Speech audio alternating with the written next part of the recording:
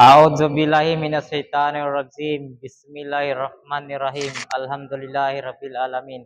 Assalamualaikum warahmatullahi taala wabarakatuh. Waalaikumsalam warahmatullahi Tayo ay wabarakatuh. magbibigay ng konting paalala para sa ating mga kapatid na mga Muslim nung hindi pa nakakaalam kasi sapagkat si Nabi Muhammad, si Prophet Nabi Muhammad sallallahu alaihi wasallam, mayroon siyang sinabi na isang hadith na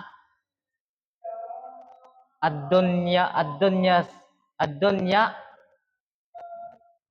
sidnul mukmin wad jannatu al-kafir.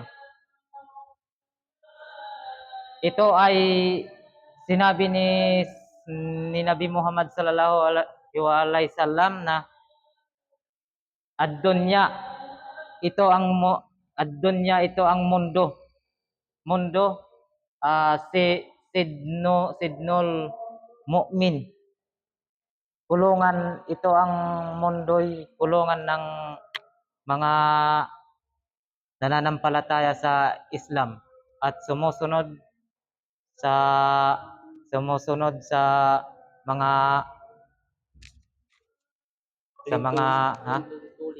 mga tuntunin.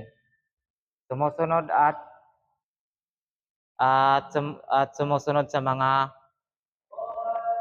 pinag-uutos ng Allah. Sila ay hindi gumagawa ng mga masasama at nagbabayad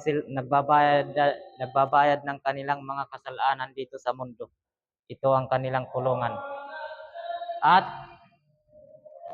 wajjanatul kafir, ito ay kulungan ng mga kafir. Dunya, kulungan ng mga kafir kasi sila ito ay paraiso pala ng mga kafir. Dunya paraiso ng mga kafir. Pero bilangguan ng mga mu'min. Kasi